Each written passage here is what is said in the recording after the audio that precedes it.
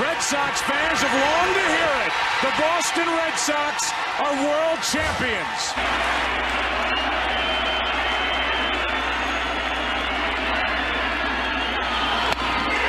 Game over, series over, and the Red Sox are world champs again. And so are these fans. It hasn't happened at Fenway Park for 95 years. The Red Sox are world champions. Boston organization has been well run for a long time now.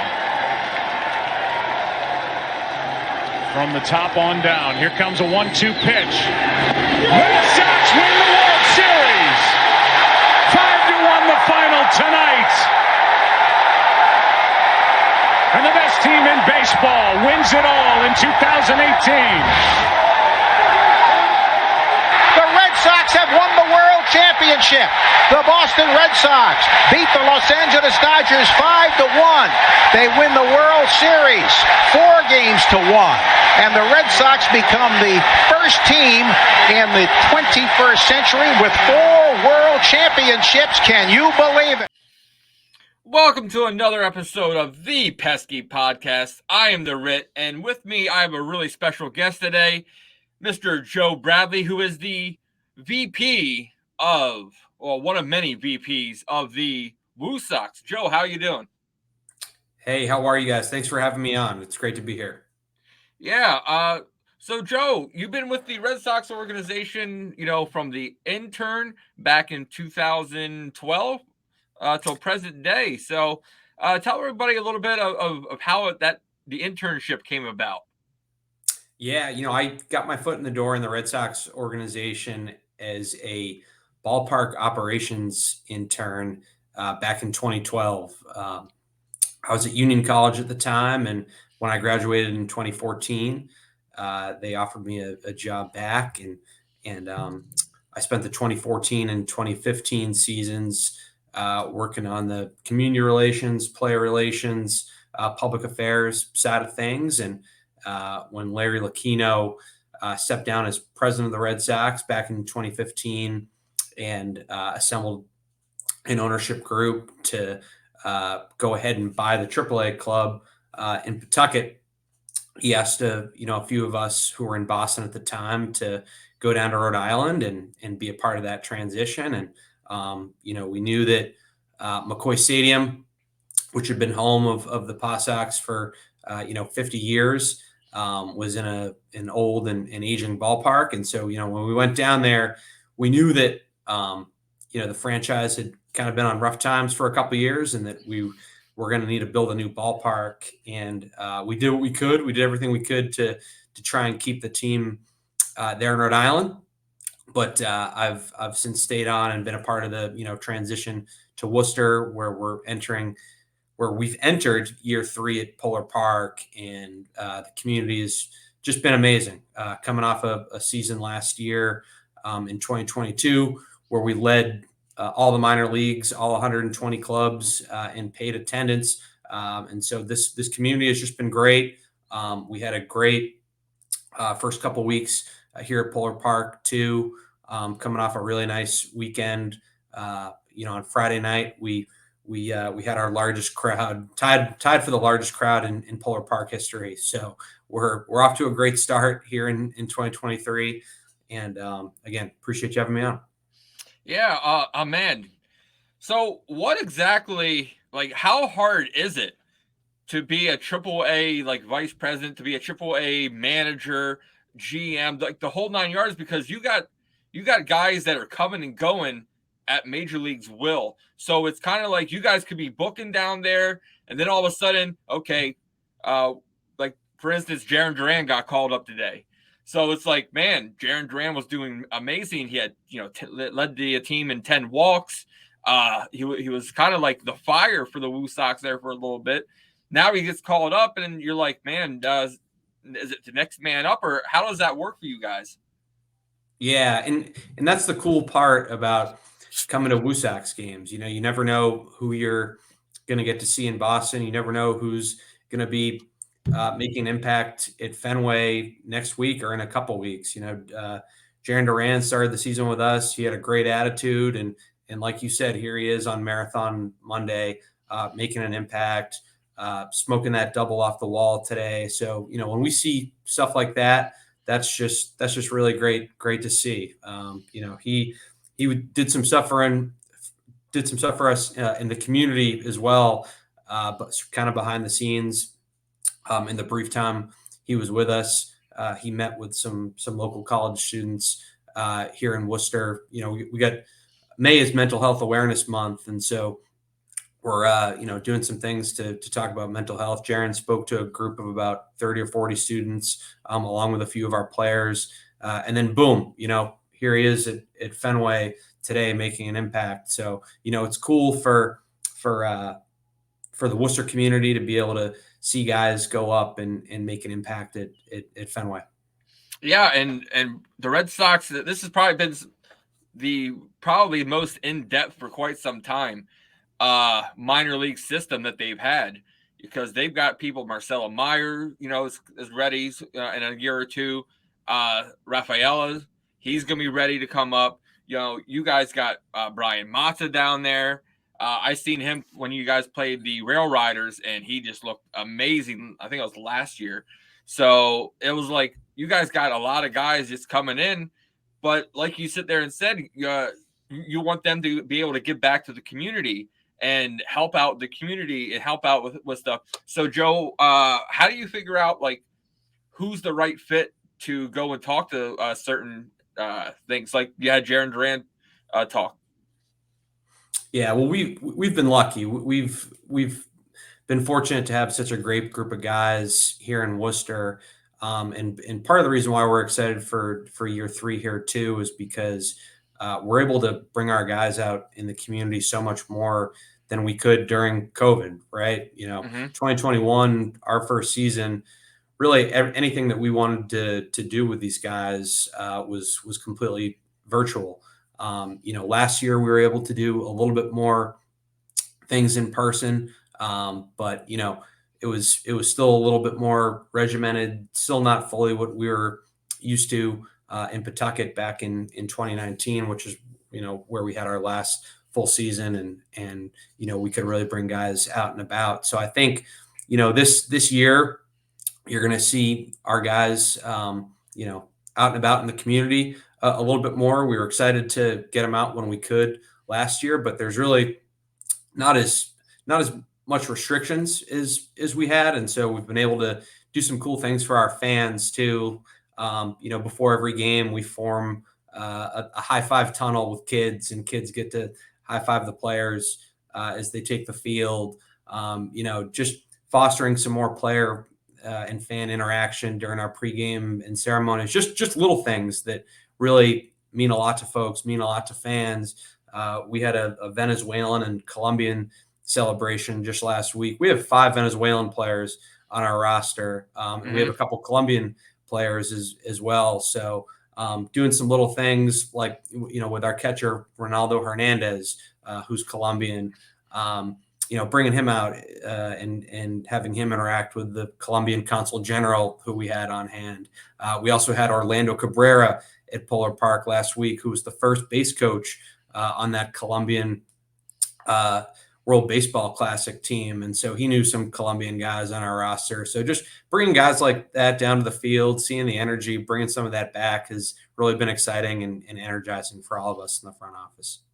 Yeah, and I've been catching – I loved how MLB TV actually gave us free the MILB package. So I can actually see a lot more games now, which I really enjoy because of the talent that we have coming up. But it also to be able to look at some of the major league players, calibers players like Alfaro that you guys have down there, that he's just doing what he has to do, to hopefully get that call up. And while he's down there, he can work with Ronaldo, in the catching aspect, and kind of be a positive influence in the locker room and in the community. Yeah, exactly right. I think Alfaro's another example of a guy who's come in with a great attitude. I think he of course was expecting to make that opening day roster with the Red Sox once he signed, but he's come in, he's been great. Connor Wong sort of earned that roster spot. Wong was another guy who we saw plenty of last year, and Alfaro's just come in. He's had a great attitude, and I think he's someone who our WooSox fans are really going to be able to enjoy it because he's played in the big leagues, coming over from San Diego, and I think he's been a signing that our fans are going to enjoy seeing in Worcester. Yeah. So, Joe, what exactly is a day like? For you, like let us run through like what a whole day is for Joe Bradlee when he gets up and then he's on his way to the office. Yeah, working in baseball, it's tough to say that there's any typical day. Of course, during the season, the days look a lot different than the off season. I think one thing that's been exponentially different between Worcester and Pawtucket is just how frequently we activate our ballpark in the off season. McCoy Stadium was built on a swamp in 1942. So if we even attempted to host a football game in the outfield, like we've done twice now at Polar Park, that wouldn't have gone over well. And so I think one of the big differences is how much we're able to host year-round events and really stay busy in the off season. And even when we don't have baseball going on, I think all of us who are working in the front office here in Worcester still have a lot on our plate. But now that the season's ramped up, it's long nights, it's long weekends. We're all used to it. But the community and how great the ballpark is and how great our fans are really sort of keep us energized and keep us coming back to work every day. Yeah, a lot of people think that once the season's over, a lot of people are okay. It's done. We're catching you guys in February, March, and but no, like you said, you guys capitalized. Even Fenway Park, they capitalized on concerts. Ice hockey's been at Fenway Park several times. You guys have had football games there. So, what do you guys do to pull in stuff during the off season to try to catch the fans' attention and get back to the community a little bit? Yeah, I think another great thing about Worcester too is it's got such a strong college community. 9 colleges and universities right here in the city. They've been amazing to work with. I just mentioned that Holy Cross football game, but we're blessed and fortunate to have so many great institutions in this city that want to host year-round events at Polar Park. And my colleague Hannah Butler, who runs all of our special events at the park, just does a phenomenal job with her staff on being nimble, being creative, trying new things. As well, we had a food truck and a craft beer festival. We've done wine festivals. So we really do a good job of getting creative, and we really built this place to do just that, to host events when the team's on the road and do things year round and really activate the park just as much as we can. So part of your job is like player relations, setting up stuff. Who is one of your most asked player alumni that you usually, are always asked to try to get to go to an event or something you're trying to set up? Yeah, well, our current guys, out of the current guys who we have on the roster, that's a no-brainer. Ryan Fitzgerald, a great utility player on the WooSox. He's won our community award. He won it last year. He's definitely one of the most popular guys on our team. No doubt about it. He's got his own merchandise line in the team store. He's just great with fans. He's great with kids. Does anything we ask of him, and so can't say enough good things about Ryan Fitzgerald. And the other part of my job is going out and securing a lot of the alums who you're going to see at Polar Park this season. We just had Orlando Cabrera, like I mentioned. We've got Lou Merloni coming out on Thursday, the 27th, which is fittingly Framingham night. We've got Johnny Gomes coming out the week after that. We're excited about some of the 2013 guys that we're bringing back this season. Will Middlebrooks will be here in September. So we're trying to celebrate, the 10-year anniversary of that 2013 team. You saw the great ceremony that was held at Fenway over the weekend. That was just great. Seeing Salty, Jake Peavy, those were a couple guys who joined us last year.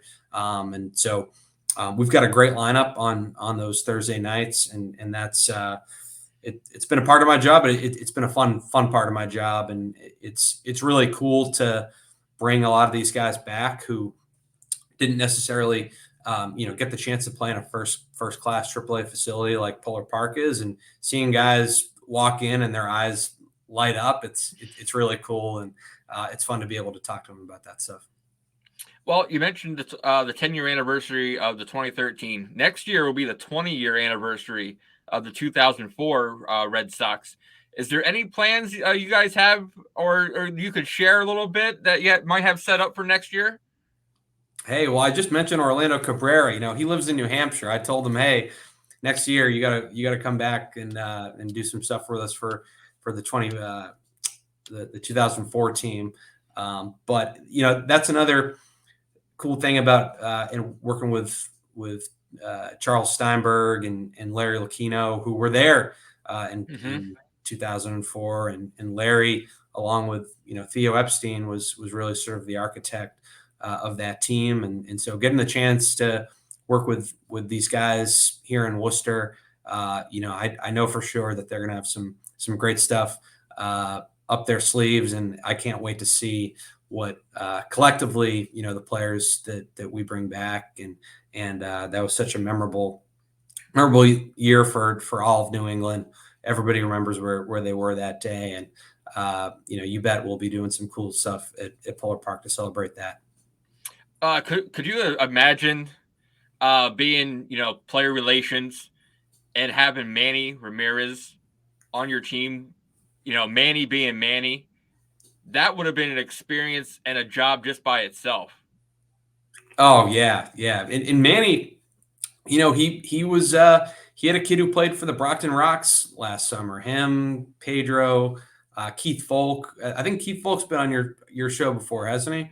Yeah, we had Keith Folk on episode 9, and we talked a little bit about that. And it was just, I was reading it, and it was just amazing how many of the 2004 Pedro, Folk, Manny's kid was on there. It was an amazing, just a second generation coming around. Yeah. Keith is another guy who we've been lucky to see plenty of at Polar Park. Our fans have really enjoyed him. He came out to opening day last year. He's been out in both seasons, and got to spend a little bit more time in the Boston area last summer. He's an Arizona guy, but he spent a good amount of time in the area last summer because of his son, who was playing for the Brockton Rocks, and so we got to see a little bit more of Keith than we normally do, and he's just great. So can't say enough good things about him. And you brought up Manny. We would of course love to have Manny in Worcester. He's welcome anytime, and so we'll get working on that and see what we can do. Oh man, I remember him when he came out through, like, he went into the Green Monster, then came back out. Like it's just, you don't even question it after so many times, just because it's just Manny being Manny. So oh yeah. My favorite Manny play was when he made that over the shoulder catch, high five some of the fans in the outfield, and then threw it back in like it was nothing. That was definitely one of my favorite Manny plays. Okay. Manny was in the majors. Can you sit there and give us an idea of somebody with the personality like Manny that you've worked with on the WooSox or Pawtucket? I'd say another great Red Sox alum who we've gotten to see plenty of over the years at our AAA parks has been Oil Can Boyd. He's just got a great personality. He was on that 1986 pennant winning team.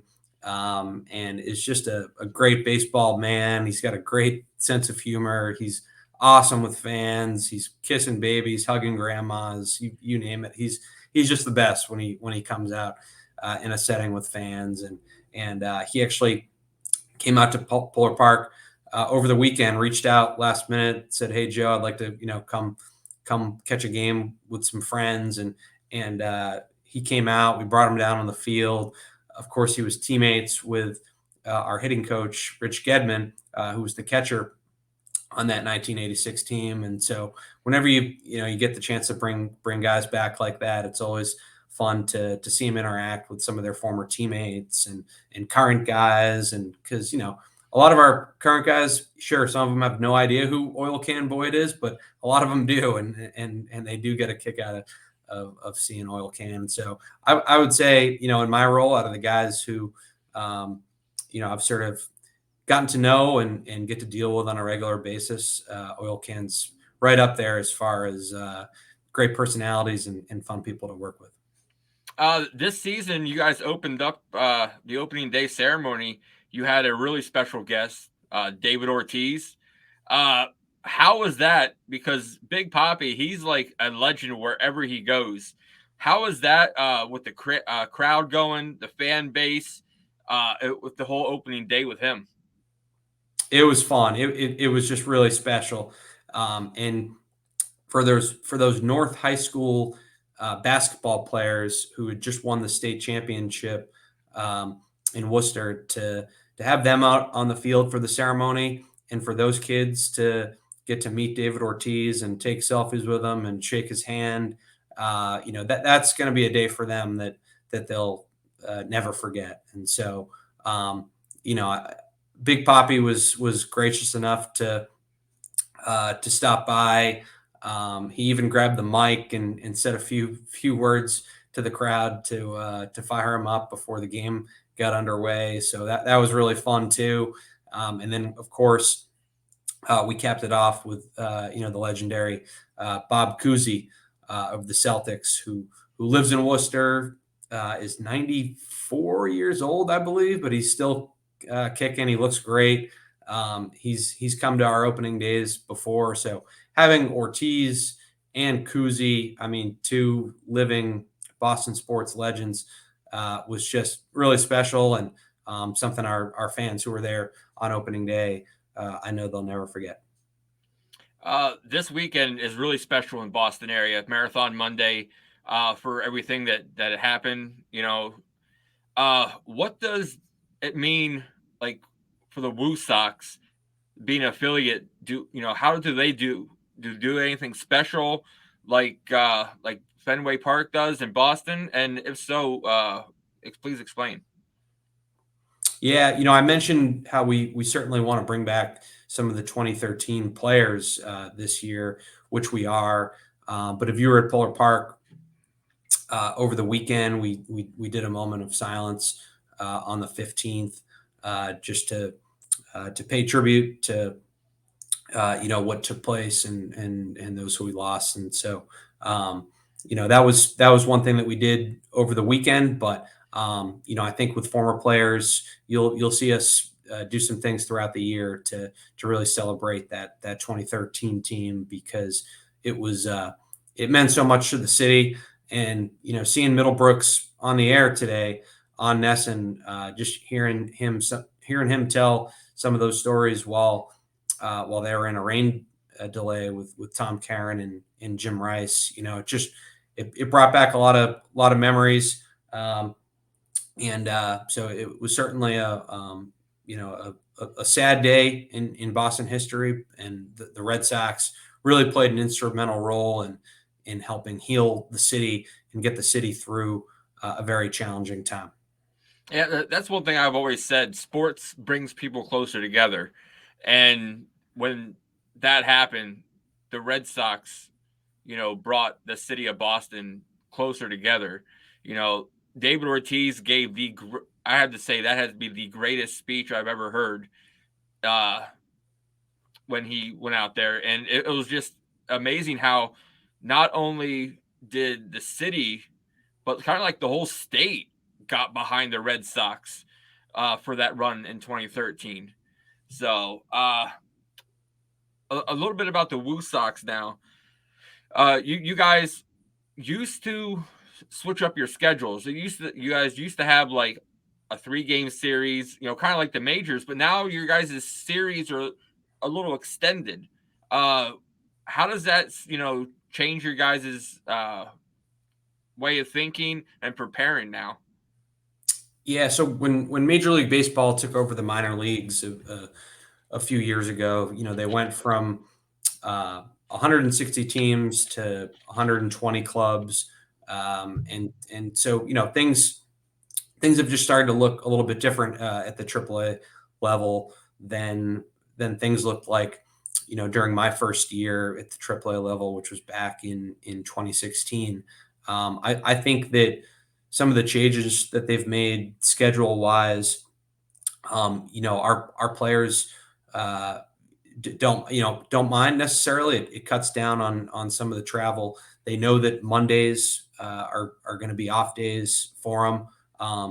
And sure, I think initially some guys sort of said, geez, it can kind of get boring seeing the same, the same team 6 days in a row. It can get a little bit redundant, but I think with, the amount of constant roster movement that you see from AAA to Boston all the time, we have so many guys, Duran, who you just brought up at the beginning of the show, who, will probably be up and down constantly this season. Of course, we hope we stays in Boston for as long as possible, but you always have guys that are sort of, constantly going up and down. And so when you have less travel, it can actually make, some of that constant roster movement go a little bit more smoothly. So, I think we saw a little bit more mixed feedback from it in the first year, but I think now that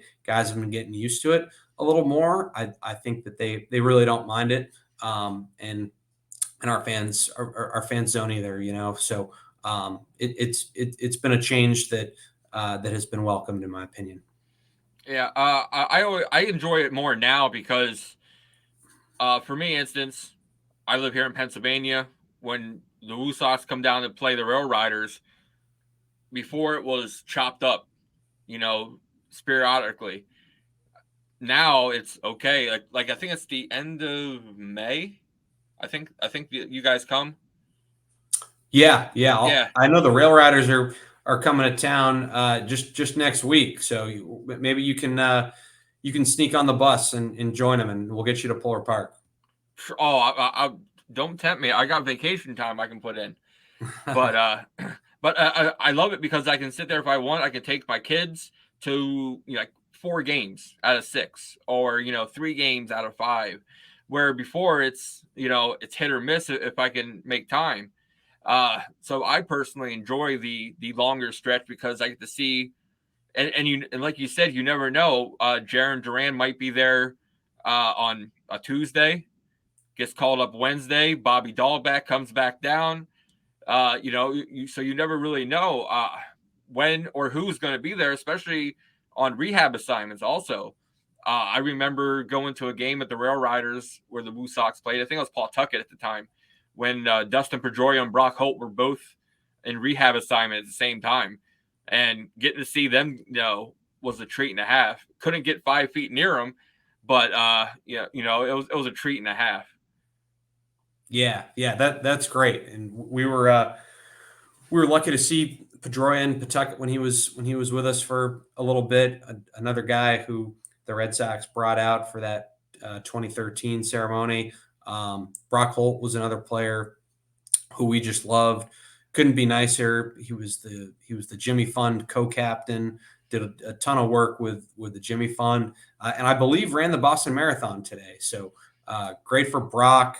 It was cool to see Zdeno Chara, former Bruins captain, run it too. And so this Marathon Monday is always a really special day in Boston sports. No doubt about it. Yeah. So Joe, one last thing I want to ask you before we let you go. You've been with the organization for quite a long time. What is your favorite memory being a part of this organization?